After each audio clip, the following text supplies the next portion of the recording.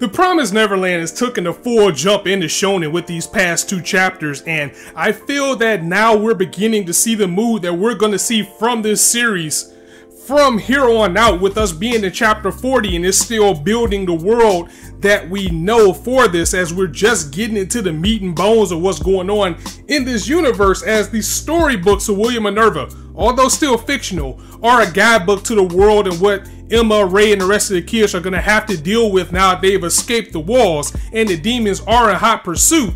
But now it seems like the story is shifting from that dark psychological aspect that we had in the orphanage and now shifting over to more of a adventure fantasy type of series, more akin to what you will see in Shonen Jump. Now, that's not to say that it won't still have that darkness there. As a matter of fact, what's going on in this world, it kind of reminds me of the Chimera Ant arc from Hunter x Hunter, you know, just with these larger than life creatures, this darkness and these unknown environments. You know, you got the demons, you got talking demon dogs, you got man-eating trees, you got all these things out there. So it reminds me of the Chimera Ants that we faced in Hunter x Hunter, where even though it was still that, it probably took Hunter x Hunter to a darkness that it always had darkness in Hunter x Hunter, but it took it to an even higher level. And I feel that same weight here with the Promised Neverland, because again, the demons are in hot pursuit and we're beginning to finally get into these demons slash aliens and what they are in this series. And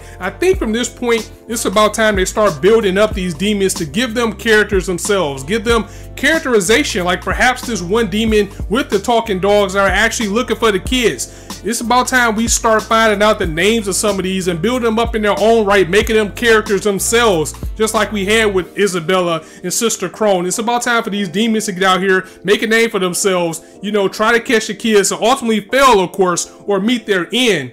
But in order for this series to continue, they're going to have to expand upon who these things are, what these things are, and build on them as characters, and maybe even get to the point where we can see some of them maybe be an ally and not just a foe, because who knows how many more of them are out there. This chapter overall, it was a very nice chapter. Again, it is a change of pace and it's something different than what we had with the Promised Neverland, as Emma was able to deduce that the plants, or this big tree, this Venus flytrap type of tree that we're in, is similar to a story that they saw in William Minerva's books. It was 1 or 2 books that she has, and it's along the lines of the same story of someone by the name, or story by the name of the Adventure Log of Ugo, and he had like a lemur for a pet. And in this particular story, Ugo talks about being trapped in a place that was like a wall full of snakes, and all of these snakes acted as like one collective being. They acted as one.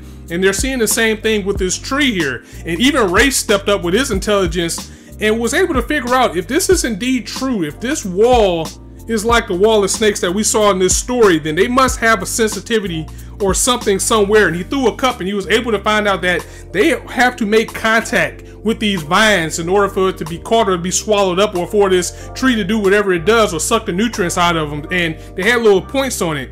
So they said, you know what? As long as we don't touch these things, and Emma stood in front and raised her arms, I was like, as long as we don't touch these things, we are fine. And these trees definitely are keening in on touch, so we should be okay. That's exactly what happened in the book with Ugo. He was able to figure that out. So I don't want the books to be like a plot device for them to always get away. I want them to keep having the kids use their intelligence, because even though it was in the books and it was loosely based, for the most part, they still had to use their wits in order to get out, because, you know, Ray was able to figure out the weakness of the tree, and then when they were climbing up to escape, you know, he was kind of like, we have to stay away from the roots, and they still have to use their brains. They can't underestimate the power of analyzing things and assessing the situation. That's something that Ray points out in this chapter. I just hope that this book won't always be the fallout point that they use in order to get away, because these kids aren't out the woods yet. Even though they escape, they still have to deal with the demons that's outside, that's on the trail, and know where they are. Now, I don't want to really backtrack, but I have to talk about the demons themselves. I think this is a part where we haven't had a character as captivating as Isabella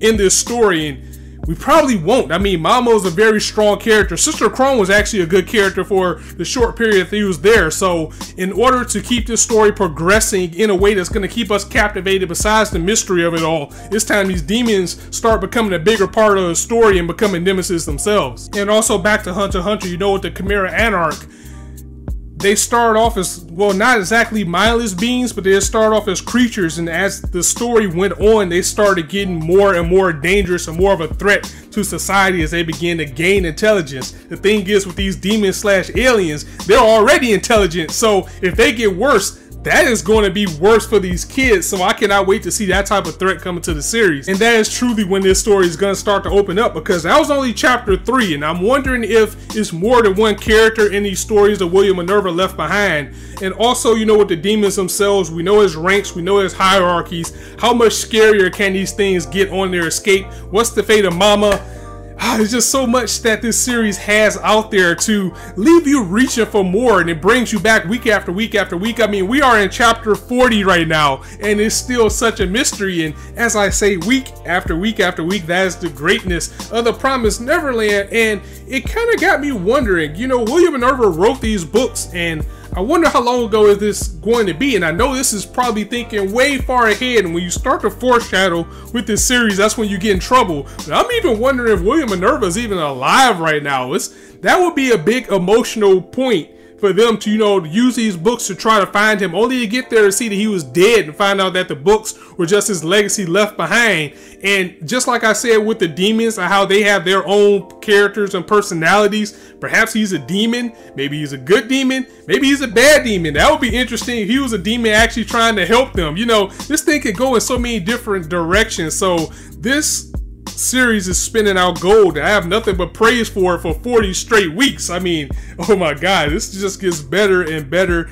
The race is on. They have to escape, and Emma noticed something at the end of the chapter, so it's no doubt going to be something else that will get them in danger. I just hope that the books don't end up being a plot device and they still slip up and have some type of conflict along the way, at least till we get some stronger characters back like Mama. Because right now, this whole Living Forest thing, I think these kids are going to be a little bit too smart for that. I mean, these kids are geniuses. They're out there on their own, but they're going to do what they need to do to survive, and they got Ray on their side. So, you know, Ray is always going to be the one that stepped up to get them out of these situations. So I can't wait to see when that book is actually going to lead them to something that they can't get out of. So I'm going to go ahead and get up out of here, guys. Let me know what you thought of this chapter, and of course your predictions in the comments below. If you liked the video, go ahead and drop a like, and if you want to hear more, go ahead and hit that subscribe button, as there's not a shortage of content you indulge on this channel. And as I always say, you guys can be anywhere on YouTube right now, but you chose to listen to me. I really appreciate that, so thanks for stopping by. On that note, it's your boy Scott signing out. See you soon.